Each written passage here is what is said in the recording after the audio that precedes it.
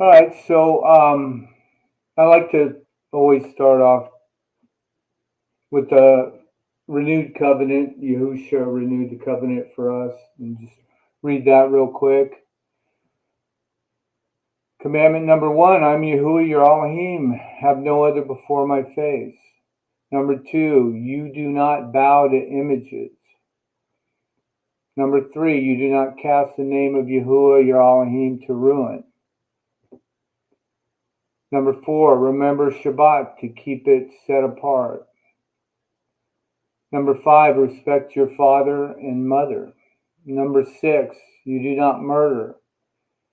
And Yahushua came and added the spiritual addendum to that. Don't hate a man or you're murdering him in your heart. Number 7, you do not break wedlock. Yahushua added an addendum to that too. Don't lust after another woman or man with your eyes, for you've committed adultery in your heart. Number 8, you do not steal. Number 9, you do not bear false witness against your neighbor. Number 10, you do not covet your neighbor's wife, house, field, or anything he owns. Okay, so I wanted to go over this word holy, and why it's been, some of the reasons why it's been corrupted, and we might want to use set apart instead of that. And I'll get a little into that too. Maybe Kadesh is okay. You can make up your mind what word you want to use after I go through this. So, the Hebrew word Kadesh and the equivalent word hagios, together with their derivatives, have been translated with one of three words or derivatives. In our older English versions, namely holy, hallowed, or sanctified. Another word is also used in modern versions and generally in ecclesiastical literature, namely sacred. Most of us have the idea that this word has the meaning of piety or being pious or to be devout. However, this conception is refuted when we read Isaiah 66:17 of the in that verse of the idolatrous people who sanctify themselves and purify themselves, going into the gardens after an idol in the midst, eating swine's flesh and the abomination in the mouth. This is a refutation of the incorrect idea that holy means to be pious. It is further confirmed by the shocking fact that one of the Hebrew words for harlot or whore is kadeshah, or derivative of kadesh. Likewise, a male prostitute or sodomite is called kadesh in Hebrew. This then causes us to seek for the real meaning of kadesh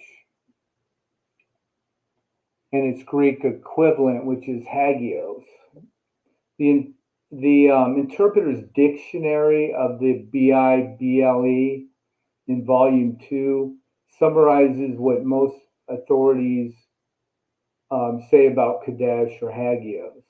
The meaning of separation is paramount. The more element meaning seems to lie with separation. The same dictionary in Volume 4 says the basic sense of the Hebrew root Kadesh as of its Greek equivalent in the Bible, hagios, seems to be separatistness. Likewise, another book or dictionary, Vine's Expository Dictionary of the New Testament Words, repeatedly emphasizes the fact of the fundamental meaning of the word to be separation. Most scholars nowadays prefer to render the Hebrew and the Greek words as set apart, and apartness. I prefer to say set apart myself. With this true meaning of set apart or separate, we can now understand why Kadesh is used in a positive sense, a good sense, and that it can equally be used in a negative and evil sense. Sometimes is or something is set apart unto Yahuah, or he or she or it is set apart unto evil. Thus the word qodesh applies to both. Why then, if the Hebrew word qodesh as well as the Greek hagios both mean set apart, why has the word holy been used instead? It is possible that the father of lies, the great deceiver, had cunningly proceeded with his master plan of bringing idolatrous worship into true worship. Has the mystery man behind the mystery of lawlessness and mystery Babylon been active again? We can look to a few scriptures that might give us a clue to him being doing that Yahuah is telling us that will happen. So I'm going to read Yirmiyahu 16, chapter 16, verses 19 through 21. Yahuah, my strength and my stronghold and my refuge, in the yam of distress, the Guyim, the nations, shall come to you from the ends of the arets and say, our fathers have inherited only falsehood, futility, and there's no value in them. Would a man make mighty ones for himself which are not mighty ones? Like JSUS equals a false name equals a false Messiah. Therefore, see, I am causing them to know, this time I cause them to know my hand and my might, and they shall know that my name is Yahuah. We can go over to Yashayahu 20, chapter 25, verse 7. And he shall swallow up this mountain, the surface of the covering, which covers all people, and the veil. I believe that's what these words create, the veil. And the veil which spread all over the Guyim, or the nations. Isaiah chapter 30, verse 28. Verse, again, I'm trying to point out, has the enemy gotten into true worship? Has the mystery man of lawlessness got in here? Isaiah 30, chapter 30, verse 28, and his breath shall be as an overflowing stream which reaches up to the neck to sift the nations, or Guyim, with a sieve of falsehood and a misleading bridle on the jaws of the people. Go to Revelations chapter 17, 1 through 5. And one of the seven messengers who had the seven bowls came and spoke with me, saying to me, come, I shall show you the judgment of the great whore sitting on many Mayim, with whom the kings of the arets committed whoring, and the inhabitants of the arets were made drunk with the wine of her whoring. And he carried me away in the Ruach, into the wilderness, and I saw Asha, a woman, sitting on a scarlet behemoth, covered with the names of blasphemy, having 7 heads and 10 horns. And the Asha was dressed in purple and scarlet and adorned with gold and precious stones and pearl, holding in her hand a golden cup filled with abomination and the filthiness of her whoring. And upon her forehead was a name written, a secret, Babylon, the great mother of the whores and of the abomination of the arets. And last, this mystery may be revealed here in 2 Thessalonians chapter 2, verse 7.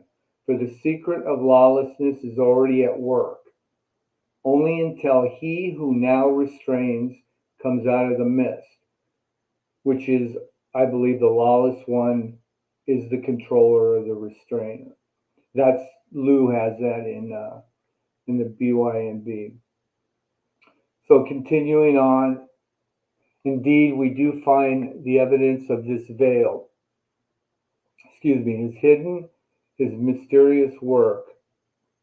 In the Oxford English Dictionary, Volume 5, under holy, we read the primitive pre-Christian meaning is uncertain.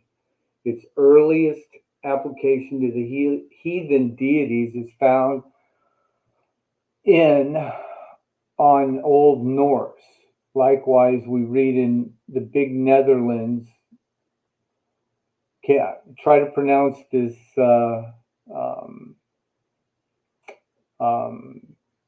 book name. Woordenboek der Nederlandse taal. And then it's translated from this book to an explanation of the original meaning, that it makes it clear as how this objective has obtained the meaning of the Latin sanctus has not been given. So we can discover the origin of the word holy. If we look, I got this from Job's Dictionary of Mythology and Folklore and Symbols. We read holy in practically all languages. The word for holy has been derived from the divinely honored Son. We find confirmation also in Forlong's Encyclopedia of Religions as follows. Holy with an I, the great Hindu spring festival held in honor of Krishna as the spring sun god, a personified woman called Holy. Holy had tried to poison the babe Krishna. Further revealing evidence is in Strong's Concordance in the Greek lexicon, number 1506, where we find the following: Hael, the sun rays. This is pronounced Haele. The form is almost identical to the German and Dutch equivalent of the English holy. The meaning of halo on the ring on top of a saint's head now becomes clear to us, and it was confirmed in this encyclopedia of traditional symbols by J.C. Cooper. Here he has nimbus, halo, aureole, originally indicative of solar power and the sun's disk, hence an attribute of sun god. The German and Dutch equivalent of holy is heilig, which is derived from Heil. Who is Heil? Who is this Heil person? There's a book called Bell's New Pantheon, and in it shows that Heil was a Saxon, Old Prussian, or North Germanic idol. I mean, just think about it. Our Germanic ancestors called the spirit of Elohim by the name of their ancient idol. Wow. The truth of this disturbing fact is disturbing. We could simply, we should toss it aside. We come to understand these things as we weave these false words that inserted into Yahuah's word, and why it is, and why most of it comes from sun worship. And we need to throw that out. The great deceiver,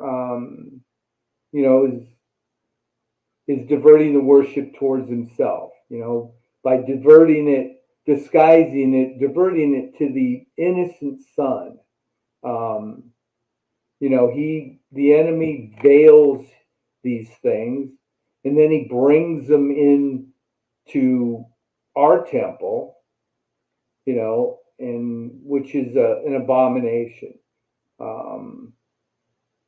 Yahuah called this sun mixed worship. I think if we go to Ezekiel chapter 8, it'll show us that. I have verses 9 through 16. And he said to me, go in and see the evil abomination which they are doing here. And I went in and looked and saw all kinds of creeping creatures, abominable beasts, and all the idols of the house of Yisrael, carved all around the wall, zodiac animals, constellations, the same worship of the host of heaven referred to by Stephen at Acts 7:42. That was a comment by Lou White. And facing them stood 70 men of the elders of the house of Yisrael, and in their midst stood Yahu, son of Shaphan. Each one had a censer in his hand, and a thick cloud of incense went up. And it sound familiar? Incense, cloud of incense. Who does that? And he said to me, Son of man, have you seen the elders of the house of Yisrael are doing in the dark, each one in the room of his idols? For they say, Yahuah does not see us. Yahuah has forsaken the land. And he said to me, you are to see still greater abomination which they are doing. And he brought me to the door of the north gate of the house of Yahuah, and I saw women sitting there weeping for Tammuz. Then he said to me, have you seen this, O son of man? You are to see still greater abominations than these. And he brought me into the inner court of the house of Yahuah, and there at the door of Hekel of Yahuah, between the porch and the altar, were about 25 men with their backs towards the Hekel temple of Yahuah, and their faces toward the east, and they were bowing themselves eastward to the sun. So they were definitely worshiping the sun. So it's well known how pictures of our Messiah, or of Mary, or a great number of saints are adorned with the sun discs, or nimbus, or halo. Let me turn my page. Give me a second.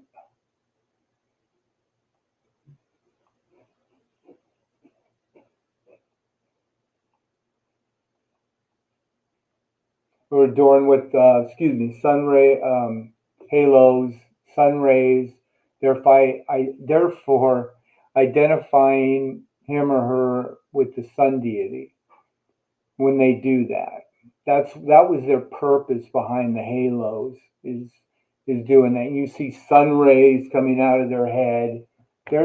That's why. It's sun worship. With the word holy being applied to the spirit of Yahuah, called in Hebrew, which in Hebrew it's a Ruach HaKodesh. It's not holy. The enormous challenge is put to us. Can we continue to use the word Holy Spirit? I say no. The Ruach HaKodesh, that simply means spirit of apartness or set apart spirit. I mean, we can't continue to bring homage to the Son using these words. Once the truth has been revealed to us, and we know that, we'll be found guilty for participating in these, they're called wicked, abominations. So not a good thing. In the scriptures, we are warned of Job's similar predicament in Job chapter 31, which Job warns us of this. He says, let's see, I think I grabbed it out of the BYNV. Yeah. If I have looked at the sun when it shines, or the moon moving in brightness, so that my heart has been secretly enticed, and my mouth has kissed my hand, which is apparently a practice of zodiac worship, that too is punishable lawlessness, for I would have denied my all above.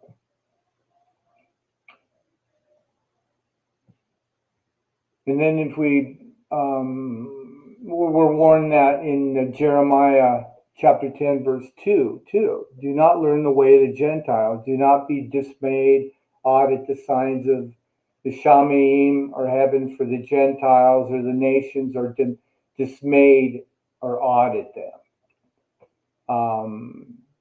You can't ignore Israel's disobedience to the law, which caused Elohim to turn and give them up to the worship host of heaven from Acts chapter 7. We that have entered into this new covenant, having the law of Yahuah written in our hearts, which is in Hebrew chapter 8. I'm going to read that. Verse 10. If you're a Christian, please open up your mind, your heart to this verse. Because this is the covenant that I shall make with the house of Yisrael after these Yomim days, says Yahuah, giving my laws in their mind, and I shall write them on their hearts, and I shall be their Elohim, and they shall be my people. We should delight in his law and his words, and we should study and identify these words that trip us up, that have been inserted by sun worshipers over the centuries. And it makes a difference when you start to identify these words. And I'll do my best to identify these words every week as Yahuah permits. Are we going to accept his warning that comes in Deuteronomy chapter 4, verse 19? Unless you lift up your eyes to the Shamaim, to the heavens, and see the sun and the moon and the stars, all the host of Shamaim, and you be drawn away into bowing down to them and serving them, which Yahuah your Elohim has allotted to the peoples under the Shamaim. He's warning you, don't be drawn down to, worshiping anything, and he includes the sun here.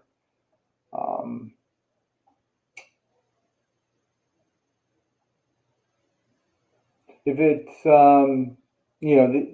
this is to me in a revealing, this word. It's a lie, and it's been revealed to us.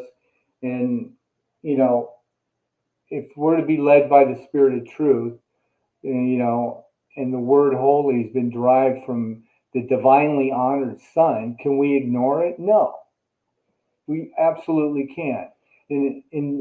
In direct contrast to the Son origin of the word holy, the Hebrew qodesh and the Greek hagios have nothing to do with sun or sun rays at all. This should not have been inserted into the scriptures. The Spirit of truth puts a challenge before us. If we love him who first loved us, we will worship him in spirit and in truth. Use the right words. If we love the Spirit of Yahuah, we will call him the set apart Spirit and not the Spirit of the Son, because that's what you're calling him. When you're calling him the Holy Spirit, you might as well just call him the Spirit of Son. He's not the Spirit of Son. He's the set apart Spirit. Yahuah is a set apart Spirit. So the former truth is the latter is a lie, and it's meant to be the Ruach HaKodesh. That's the true meaning of the word. If the term Spirit of the Son is devoid of all scriptural truth, how much more is the term Spirit of the divinely honored Son, or the Spirit that solarizes, or the solar Spirit? By taking a stand for truth, we're sure to receive a perspective or tribulation. If we don't make a stand, especially once we know the truth. So I have down here 3 verses I wanted to read after saying, take a stand for the truth. I got John 16, verse 33. These words I have spoken to you, that in me you might have peace, and in the world you have pressure, but take courage. I have overcome the world. Because, we're going to have persecution and trouble when we try to make these corrections. Matthew 5:10, blessed are those persecuted for obedience sake, because theirs is the reign of the Shaman. And finally, Acts 14:22, strengthening the hearts of the Talmud, encouraging them to continue in the belief, and that through many pressures we have to enter the reign of Yahuah. And John 12:43 says, but let it not be said of us that we love the praise of men more than the praise of Elohim. Men wanted to insert that false sun worship related word into his words, and we've got to stop that. Then I have one small note, and then I'm done. This word hallowed is another derivative of the word holy, and it's originated from divinely honored Son as well. Hallowed is a translation of qodesh or hagiozo. The word is also found in Halloween or Hallow even. An old pagan British festival was adopted by the CHURCH. That's another word that we need to go over at some time. The great summit. Here's one I never heard of, so I looked into it this week. The great sun image of Chrome Croc. Sounds like a croc. Was specially worshipped at this season, Halloween. Here again, the word hollow in our version should be read as set apart. Anyway, that's all I got, Mark. I hope somebody, saw that word and will, if they've been using it, they'll look at it again. And there's many other words like that. When you start discovering word after word after word that have been changed over the centuries, you start connecting the dots, and you start to learn more. And anyway, that's all I have to say. How long did that take? Oh, you were on there for about half hour. All right. Well, at least it wasn't an hour plus. I tried to make it 20 minutes, but it don't matter how long it was. I was really into it, man. I appreciate it, Ron. Thanks for working for the harvest for Yahusha. Appreciate it, man. I know he does too, and hopefully that helped some people with some clarification. And I think you did a fantastic job, brother. Looking forward to next week's segment with you.